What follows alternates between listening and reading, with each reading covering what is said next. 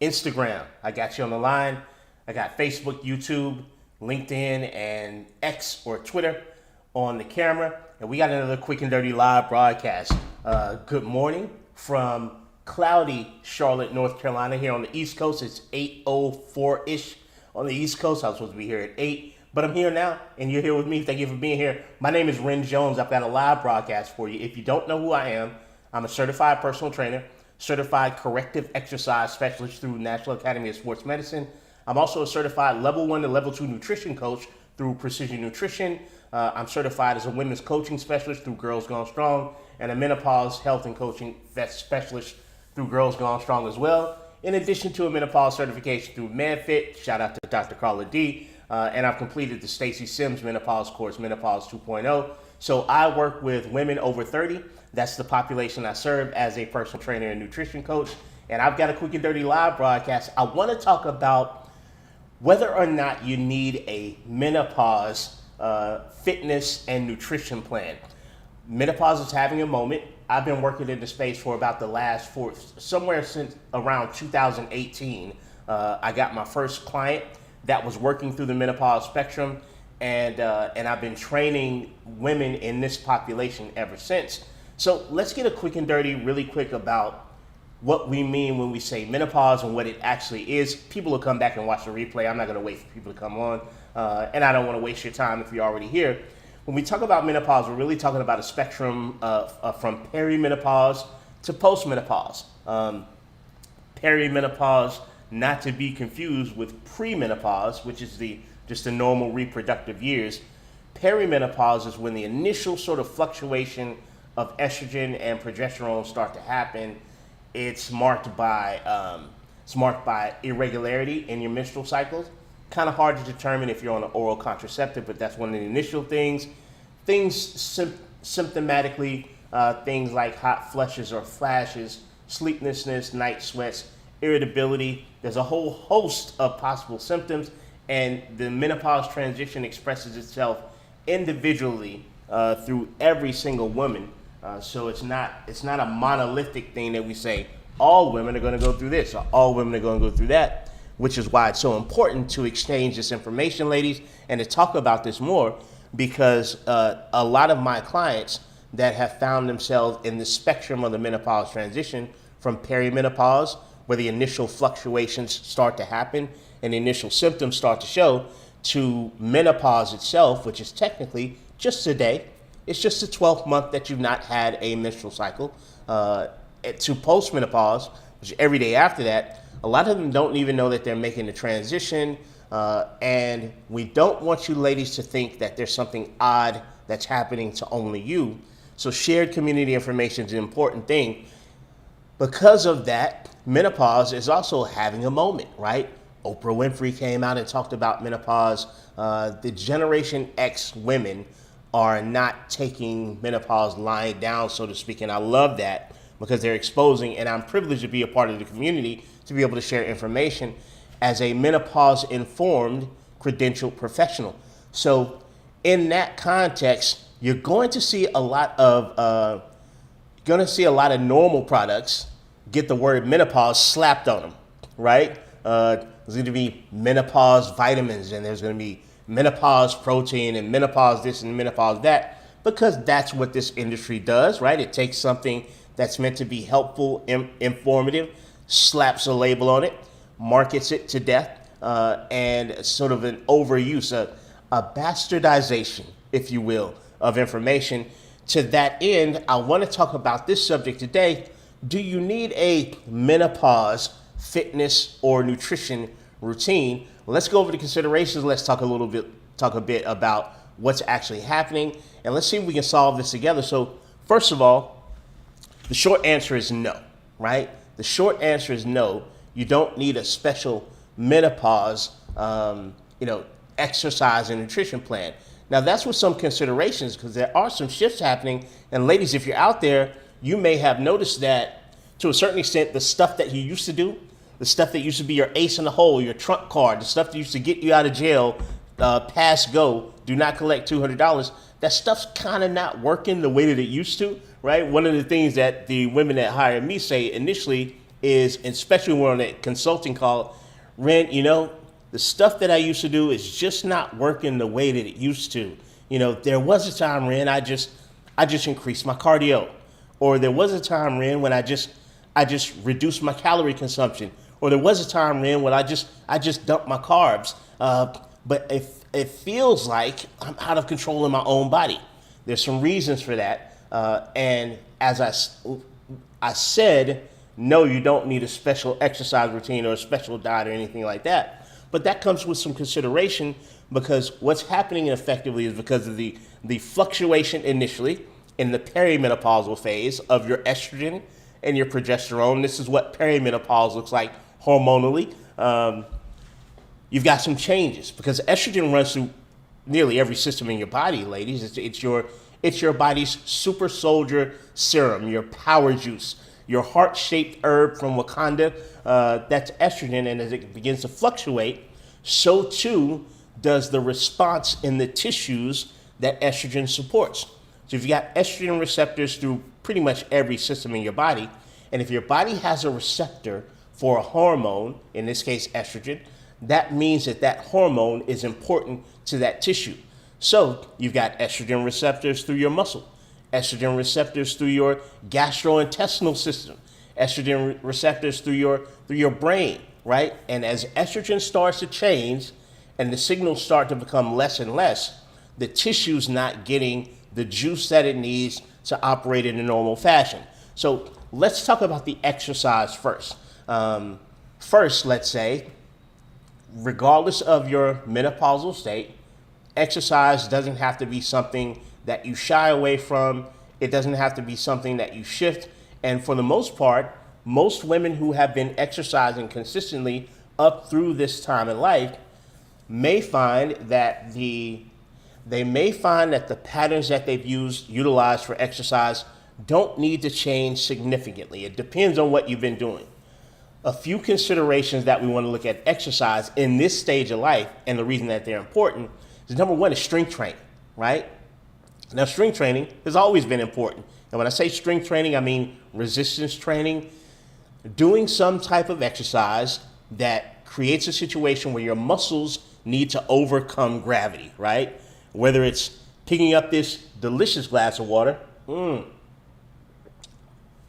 curling it for those biceps, or whether it's squatting down, right, and standing up, whether you have weight on your back, whether you have weight in your hands, whether you have no weight at all, that type of training becomes significant, even more so than it was before in the menopausal phase, in this spectrum, because estrogen helps to maintain your muscle on your body. Muscle on your body is important because number one, it's your independence. Number two, it's a great insurance policy against cardiovascular disease. We'll circle back around to that. And number three, muscle utilizes more of the sugars in your body, the glucose in your body. So insulin dependence, insulin resistance, and insulin sensitivity become a thing. I'm not going to dive into that yet, but simply put, your body is having a harder time now maintaining its muscle mass. And we know that muscle mass starts to decrease around age 30 if nothing's done about it. Wink, wink, lift weights. And we know that the loss of muscle accelerates in the perimenopausal phase, right? That's the first phase of the menopause transition, where you're first starting to notice some symptoms that things are a little bit different. Again, irregularity in your menstruation, right? Hot flashes or flushes, aches or pains, migraines, forgetfulness. They say that there's 34 symptoms of perimenopause, and then they say that there was 37. Most recently, I've heard that there's about 103. But knowing that you're going through this transition and knowing that muscle loss accelerates in this phase of the menopause transition, tapers out after a while, means that we want to be proactive in maintaining the muscle. That lack of estrogen or the fluctuation of estrogen in perimenopause also makes it a bit harder for your muscles to get great contraction, right? There's something that's going on there with proteins actin and myosin that helps you contract your muscle, helps give you great muscle stimulus so you can work them when you're doing those intense workouts. And because that estrogen is withdrawing, you don't get as great a muscle contraction. So let's recap, right? A little bit harder to maintain your muscle mass. Muscle's important. It's your independence. Muscle is the new 401k, right? A little bit harder to uptake protein from what you eat. So the lack and withdrawal and fluctuation of estrogen also makes it a little bit harder to create new muscle from consuming protein, whether that's plant-based protein or animal-based protein. A little bit harder to get a great muscle contraction, to get the intensity of muscle contraction to help your body grow and maintain the muscle. So here's a shift that we look at in this phase of life in terms of your strength training. We want to lift a bit heavier, right? Gone are the days. I don't want to say gone are the days. That's too general. More than likely, you're going to get less results from lifting a lighter is relative, a lighter set of weights for an extended amount of repetitions. You know, nothing wrong with lifting weights in the 12 to 15 repetition range, lifting weights in the space where you're doing sort of like a boot campish lifting weights for time methodology. You may notice individually that it's not yielding the results that you'd like to have compared to the way the results used to happen, the profit that you used to get from the investment at that time. Now we're looking more so at, can we lift heavier weights? Heavier is also a relative term, and we want to work in that sort of 3 to 5 range, maybe 8. Lifting any weights is a good idea, but if we want to get specific about what's probably optimal here and what needs to happen to better stimulate the muscle in the absence of estrogen helping get great muscle stimulation, probably looking at a heavier set of weights for 3 to 5 repetitions for 3 to 5 sets. A 3x5 protocol is probably going to assist you much better here. We need a little bit more weight to stimulate the muscles at this point.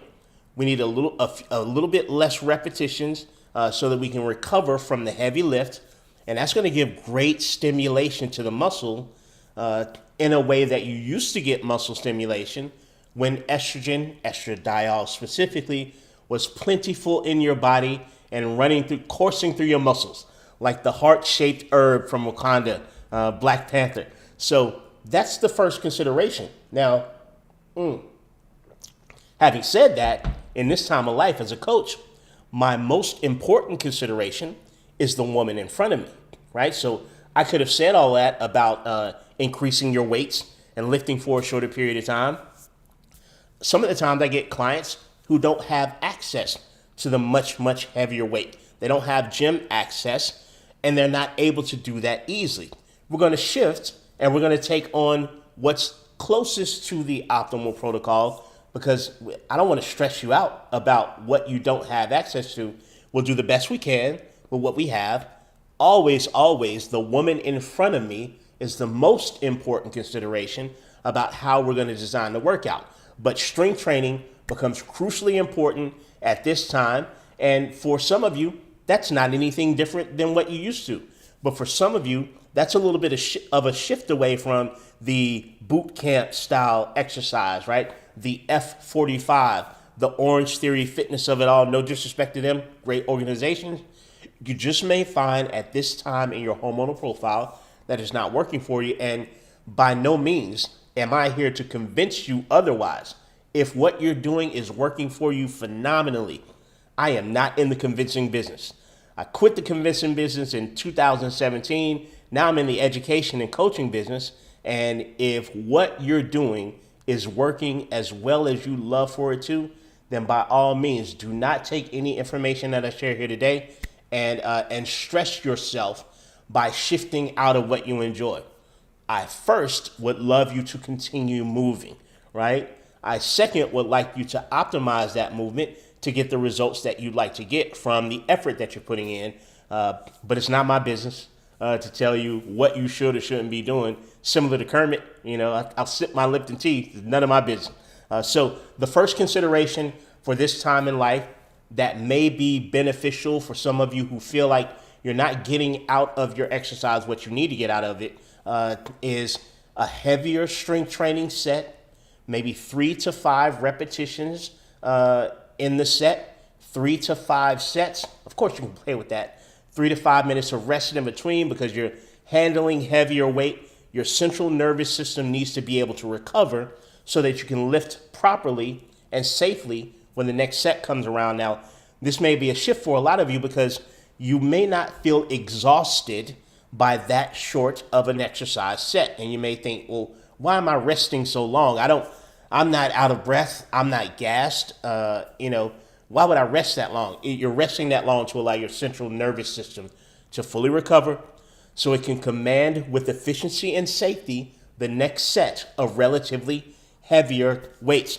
As Dr. Stacy Sims says, she's probably the foremost researcher on active women and the menopause spectrum, you gotta lift heavy shit, right? So that's the first consideration I would make. Do you need to revolutionize your exercise routine to do a menopause exercise routine? Not really, but are there some considerations based on the shift in your hormonal profile that can allow you to better take advantage of the time that you're gonna spend exercising? Absolutely, it's just science. Let's move forward to your cardiovascular conditioning. One of the things that's really prevalent in the spectrum of menopause that's a growing concern for women who are making the transition through is cardiovascular incident, right? Cardiovascular disease is the number one killer of women across the planet, 1 in 3, right? And it becomes even more prevalent in the menopause spectrum. We see a situation where men sort of dominate cardiovascular issues up to age 40, 45, 50, and then women start to take over with cardiovascular situations, again, because estrogen, the same estrogen, estradiol, specifically E2, that same estrogen that's withdrawing and fluctuating in the perimenopausal phase, well, it's a cardioprotective hormone. Estrogen helps regulate your cardiovascular health, and as it wanes and as it withdraws, there's an increased risk there for cardiovascular issues, and that's a big deal. So in terms of our cardiovascular conditioning, number one, we do want some, right? You want to get some cardiovascular conditioning. Now, there's some research that came out at the end of last year, or maybe the beginning of this year. I get mixed up because I'm old. That showed that strength training may be equally beneficial to your cardiovascular health as cardiovascular conditioning. Great news. We kind of always sort of thought that, but the research recently has sort of come to light. I do not say that to mean that you need to toss out any cardiovascular conditioning. It's equally important. We want to make sure that we maintain that good heart health because of the complicating intersection of factors that happen at this time in a woman's life. And we'll circle back around to that quickly. But your cardiovascular conditioning, you may find that you'd like to shift how that works. And again, every woman's different. Every woman's an absolute individual, and we need to respect. I'm going to repeat. This is going to be a repeating thing. We need to respect the woman in front of us more than we try to throw a blanket of menopause fitness tips on top of them, because you've got some very specific conditions. Some women may be living alone with gym access. Some women may be in the sandwich generation, providing care for children and providing care for an adult aging or ailing parent. That's another stressor. Some may be in beneficial relationships. Some may be in challenging relationships. There's a high prevalence of partner-initiated violence through this time. So there's a lot individually consider. And as a coach, I want to be mindful and in tune with the specifics of my client's situation. But I said that to say, if you're finding that you're having a little bit more of body fat increase that you do not feel comfortable about, I don't go around telling women what they need to do with their bodies and who needs to lose what and how your body needs to look. Again, none of my business. I'm here to inform my clients and so that they can make an informed decision. But if you find that you're accumulating more of the abdominal fat that's so prevalent with the menopause spectrum, which probably could be an indication that there's some visceral fat, the fat that's behind the abdominal wall, that intra-organ fat that's so dangerous. You may want to shift how you approach your cardiovascular conditioning. In this case, you may want to polarize them. And what I mean by polarize is on one end, very, very short, extremely intense. On the other end, maybe longer length, along a greater amount of time with less intensity. And you may want to stay away from the middle. It's not that you have to, and no, cortisol isn't going to hit you over the head because you exercise for more than 10 minutes and now cortisol is coming to punish you. That's not quite how it works. But we find that on the extremes, there's more profitability, there's more bang for your exercise buck. So what are you talking about, Ren? Great question. Here's what I'm talking about. I'm talking about things like sprint interval training on one side or high intensity interval training. We'll go into some details about what that actually is in a second. Or sort of your mental walk, your mental run, your mental bike ride, your mental swim on the other end. Zone 2 is all the rage right now. Everything's got to be zone 2. Anytime we discover anything, we beat the dog shit out of it on the internet. But that will probably be closer to the zone 2 type training. And why do I want it to be polarizing, Rand? Give me the details. Well, number one, estrogen, again, it's going to be a broken record of this today. Estrogen helps you with your stress resiliency, right? You'll find that you probably have a more challenging time recovering from stress, whether it be emotional stress, mental stress, physical stress through exercise, than you did before, because estrogen played a big part in that. So that sort of middle of the road, sweaty F45 Orange Theory fitness type of fitness may produce a level of stress consistently that sort of backfires on you. And again, I've been here for 10 or 11 years. I've been working sort of in the menopause space since about 2018. And what I found is the clients working in that space before they come to me will tell me things like, I kept going to classes and I kept getting in the right zone, the orange zone or the yellow zone. And, I've been doing that for a year and just nothing's working. I just feel like I keep gaining weight. And I don't want to make this talk about weight gain or weight loss. I'm not big into that phase, but I am big on respecting how you feel about how your body works, your decision about what body you want to be in. And I recognize for a lot of women, that's troubling, that you've always maintained a certain performance level, physique level, et cetera, and then seemingly all of a sudden, the universe said, nope, can't have that physique anymore. I understand that's troubling. That's why I'm covering it. I'd rather provide you the information so you're informed than to dodge the subject. So in any case, so now you're doing that workout and you just seems like you're consistently growing more body fat. Where is it coming from? Ren, I haven't changed how I'm eating, haven't changed how I'm working out. I don't know where it's coming from. And there's some answers here, but generally speaking, you may find that style of cardiovascular conditioning isn't serving the results that you like to get. Again, I am not in the convincing business. So if you're doing those things and you love those classes, you keep right on doing them. I'm not here to talk you out of it. I'm here to provide you with some information why it may not be producing the results that you want to get. So what we find is that we can have a very short, very intense cardiovascular conditioning session. We have a better response to it. And this is even down to the epigenetics of it, the shifting of how your body works. So sprint interval training is something that my clients know that they're going to get from me once or twice a week, every week, right? And when we talk about a sprint interval, we're talking about you going 100%, all out speed, everything that your body can muster for about 15 or 20 seconds.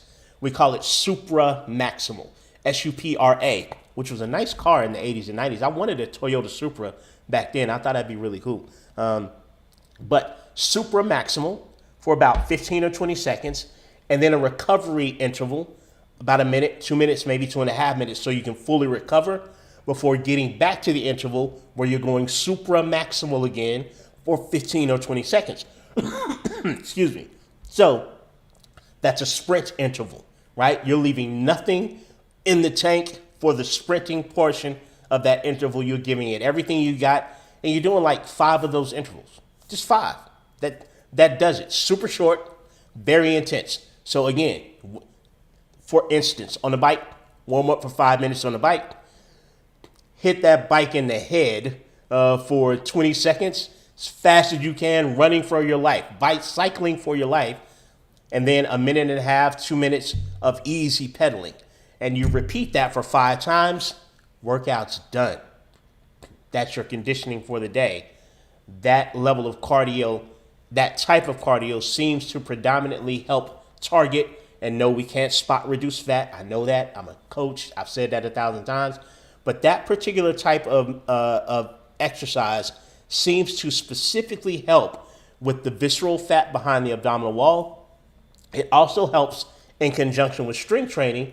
It also helps with insulin sensitivity. And in conjunction with strength training, it also helps with cognitive function. We find that there's what we call BDNF, brain-derived neurotrophic factor, when you're engaging that type of exercise. So we kill 3 with 1 stone. Number one, it's probably going to help you reduce overall body fat, right? And that's a nutrition thing also. We know that, like, body fat reduction is a nutrition thing, but that's probably going to help. Probably going to help with the metabolic issues because it seems to predominantly attack the visceral fat behind the abdominal wall. And it's going to help with that menopause brain, right? Because estrogen also runs through your brain, specifically the hippocampus, which is sort of responsible for logic, memory, and emotional regulation. And if you're in the perimenopause spectrum, you know how those things can be challenging during the spectrum. So you're helping yourself 3 different ways. Also, HIIT, high intensity interval training. By the way, sit training doesn't last more than 20 minutes. Anything over that, you're probably not doing sit, maybe 30 minutes, but remember, you're moving for your life here. This isn't a casual bike ride or a casual run or a casual elliptical session. You are moving for your life. You're the Flash.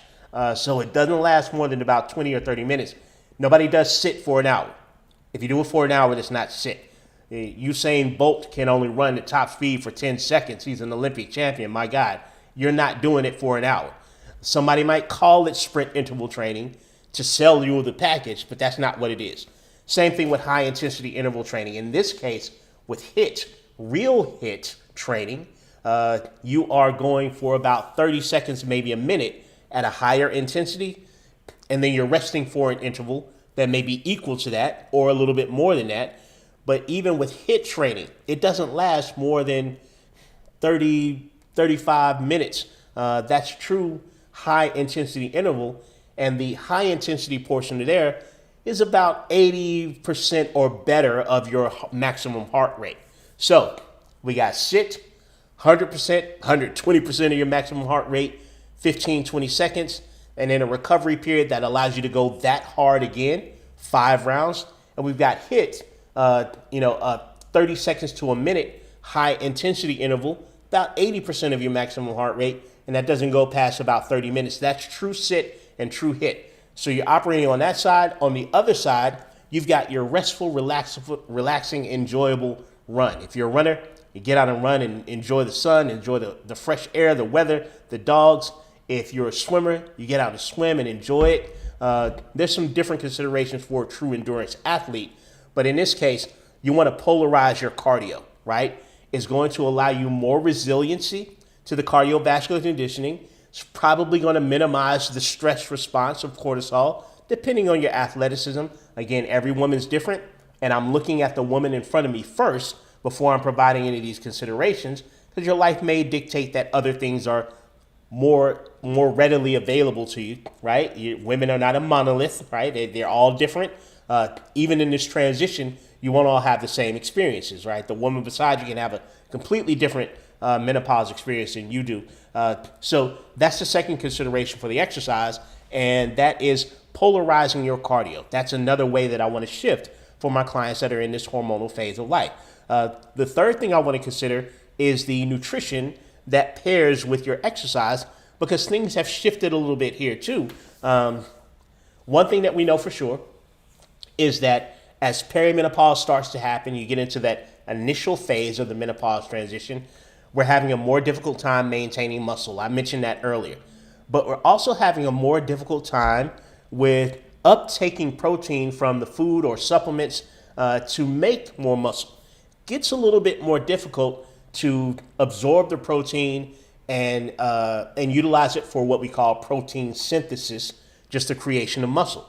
This is another biological shift because of the withdrawal fluctuation first, and then eventual withdrawal of estrogen. So we've got to be on our P's and Q's about protein, ladies. And it's sort of all the rage on the internet right now. Everybody's talking about protein. But you may find yourself in a situation where you need to consume a little bit more protein than you normally did. And again, that can be plant-based protein. Doesn't have to be specifically animal-based. You may find it a bit more challenging to consume the appropriate amount of protein. And I'm not going to give an amount here. I will simplify it and say that you want a palm-sized serving of protein with each meal. That's a good start. Simple enough to interpret. If you want to get into the deep numbers of exactly how many grams of protein, there's a lot of information out there about it. I don't feel it's appropriate for me to say that to a group of people who are not my clients. That's right. Yes, you got to get that protein. Good job. Good job. Because it's very, very necessary at this point. Because there are three big medical things that you want to stave off as you take the ride through this menopause spectrum. One of them is sarcopenia, right? Age-related muscle loss. It's a big, big deal. You don't want to put yourself in try to focus on the snacks. That's right. Absolutely. Jess has it figured out, right? Even with your snacks, you want to try to think protein first, right? I don't want to freak anybody out about it, right? But I do want you to have a high level of awareness that you have some control in this spectrum of your life about how your body is able to perform and thrive. It's important. But protein throughout the day, because your body needs it throughout the day. You can't get a big dose of protein early in the day and it sustain you throughout the day. Your body doesn't work like that. It can't store the amino acids, the broken down protein. So you need to get it frequently. Although I know research came out recently that said there's no limit to how much protein the body can absorb. Discussion for another time. But you want to get it throughout the day because, again, those three big health issues. Number one, sarcopenia. Age-related muscle loss starts in your 30s, accelerates, we now know, in the perimenopausal phase. There's a more rapid loss of muscle, and your muscle is your ability to stand upright. Your muscle is your grace. Your muscle is your independence, right? My mother had a stroke at 60. She was one of the people that suffered that cardiovascular incident. She was the one out of the 1 in 3 that stroke eventually took her life, but she was incapacitated for the last several years of her life. We gave her care. My brother, my sister, and I. My brother gave my mother care until my brother died of a heart attack.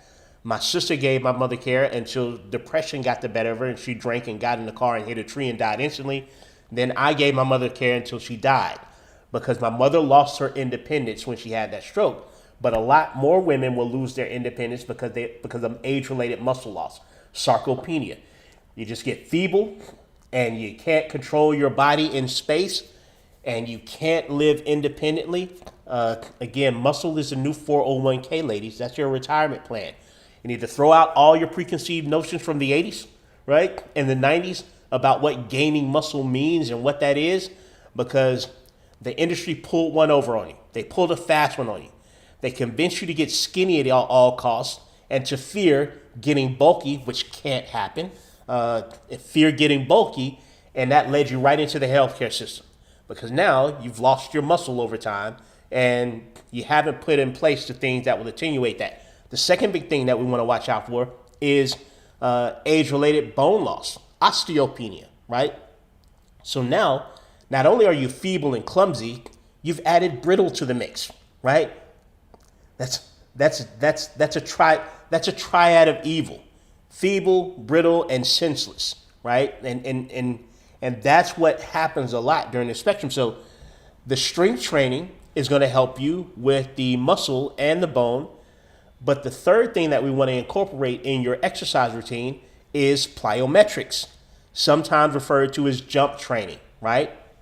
Because if we know our big three issues are muscle loss for health, our muscle loss, bone loss, and cardiovascular incident, then we've got to think very, very clearly and purposefully about how we're approaching our workout. Every time I'm going to have my clients do some strength training, they're going to lift heavy shit, as Dr. Stacy Sims so appropriately put it. Every time I'm going to have them do some cardiovascular conditioning that's polarized, the sprint interval training or high intensity interval training, or the long steady state cardio that's sort of easy, sort of mental runs, mental walks. And I'm going to incorporate some jump training. For my clients that can jump, sometimes my clients have bladder issues, incontinence, leakage, and jumping isn't appropriate for them. We shy away from that. Sometimes my clients have bone issues already, and they can't jump. So I'm watching out for the ones that also already have osteopenia or also osteoporosis. But generally speaking, I want to put some jump training in. And I just need to leave the ground to get some impact in multiple directions. Running doesn't do it. Running doesn't stimulate the bone in the way that we need it to for the bone to regrow and get thicker and more dense and more solid again. Something like pickleball would, something like tennis obviously would, basketball would, but also specific plyometric exercises. I'll have my clients jump forward. I'll have them jump backwards. I'll have them jump side to side. I'll have them hop side to side on one leg. I just need to incorporate about 10 minutes of plyometric work about 3 times a week. That's a 3. That was a 2. That was like a, I don't know what that. 3. Stay with me.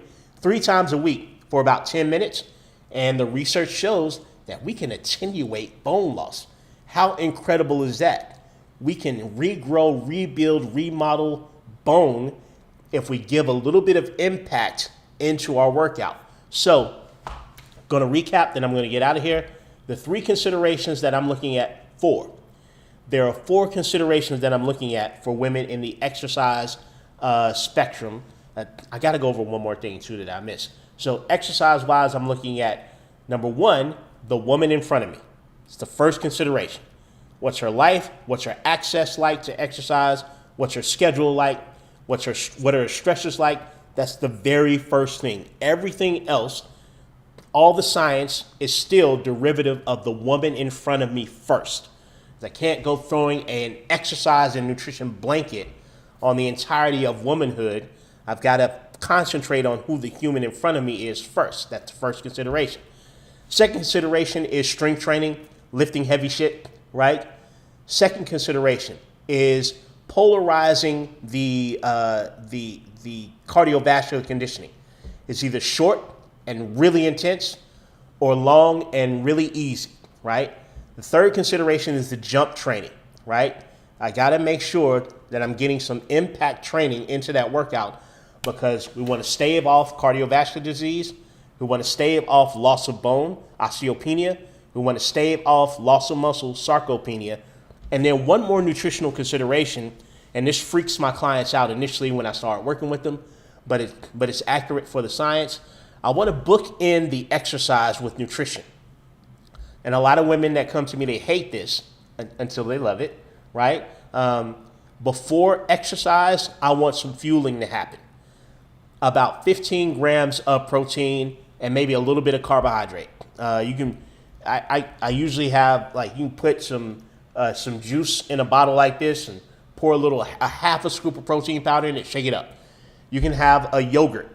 You can have a cottage cheese. You can have avocado on toast. I don't need you to eat a full meal, a Rudy Tooty fresh and fruity from IHOP, and then go exercise. But we want to prime the body for safety, right? Working out in a fasted state is not going to produce the results that you probably think it's going to, right? At this point, with the withdrawing estrogen, with the reduced amount of resiliency to stress, physical included. So we want to fuel a little bit before the exercise happens. Doesn't have to be a full meal. About 15 grams of protein will do the trick. And after exercise, we want to fuel again. The nutrient timing becomes more important. And yes, I understand there's no anabolic window, right? There's no anabolic window under which you got to eat a certain amount of food. True, unless you're a perimenopausal or postmenopausal woman who's active, right? Because a lot of the absolutes that we know about fitness and nutrition are absolutely only based on men, right? There's not a lot of research for women, particularly menopausal women, particularly active menopausal women who need to train.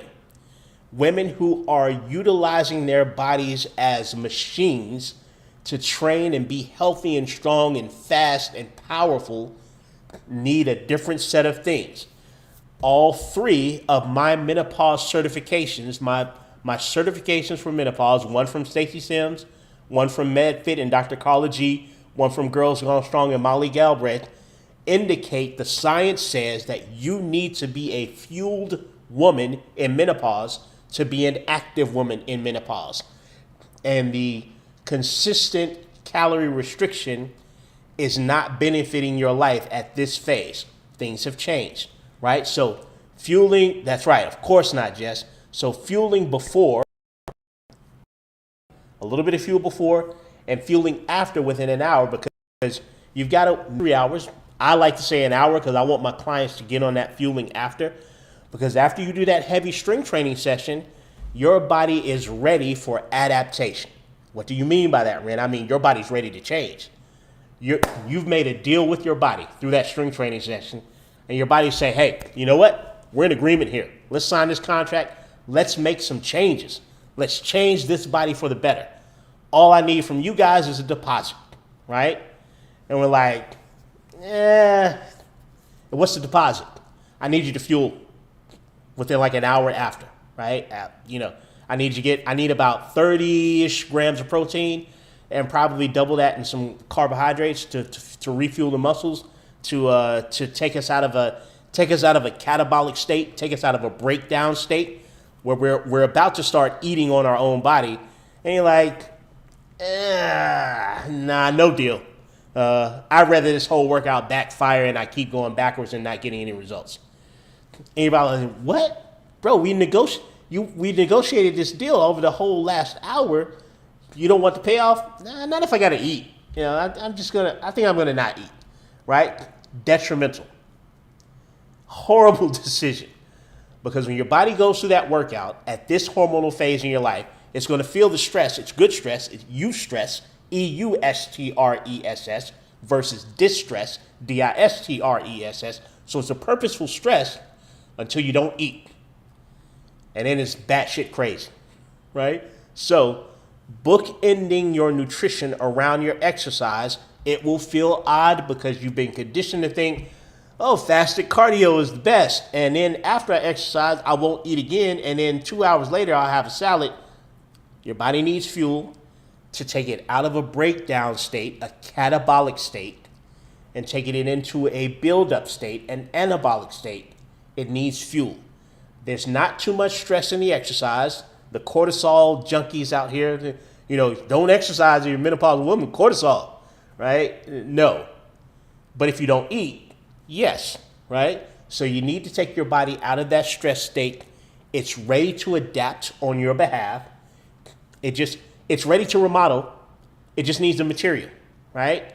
Like, so don't tear it up, don't tear down the house and then say, okay, let's get the remodel going. I don't want to buy any more brick or wood or cement. Just leave it like that. But what? They do. You just paid for this remodel. We just need you to bring the materials from the warehouse. I'll pass. Like, that's batshit crazy. So those are my set of considerations for working with women across this menopausal spectrum.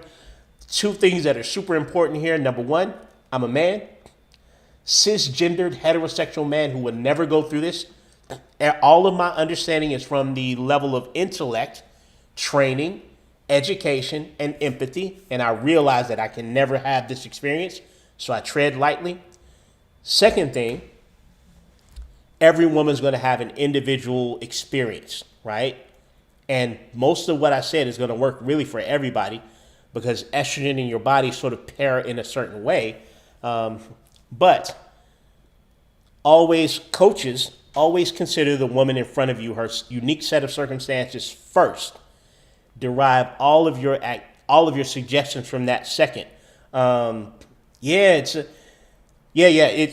about an hour. And Jess, sidebar, Jess asked a question. She said it's good to know it's an hour. There's some people that say it's a 30-minute window. And I think what we try to do, Jess, is we try to approach it with urgency, because women kind of don't believe it, right? They kind of, you say, hey, after your strenuous workout, you really need some fuel in there. And unfortunately, a lot of women are just like, So in trying to create the urgency after you work out to eat, a lot of times we say that the window's less and less and less just to create the urgency. But it could be as much as 2 hours. Could be as much as 3. I mean, every woman's different there. But if you're noticing that you're not getting what you want out of it, think very, very closely about bookending your nutrition around your workout, because that's probably going to be the most physically strenuous part of your day. And your body needs fuel to run those processes. So I'm getting ready to get out of here. Got to pay the bills one more time. I'm currently enrolling for my 15-week signature menopause program or my 12-week women's coaching program. Both of them are called Women's Liberation Movement. So I'm currently enrolling no more than 5 women over 30 who want to build their healthiest body, build their healthiest relationship with their body, which is super important, and build their healthiest relationship with food without calorie counting, without macronutrient counting. We're not weighing or measuring food. There's no math when you eat. Nothing wrong with that. It's just not what we do. If it sounds like that program might be something that helps you get to where you want to go in terms of your health, DM me the word live, LIVE, and I'll ask you about 5 questions in the DM to see if what I do might be a good fit for you. Until next time, I'll be back tomorrow morning, 8 o'clock a.m. with another quick and dirty live broadcast. Until then, let's keep it simple. Facebook, YouTube, LinkedIn, X. I'll see you tomorrow.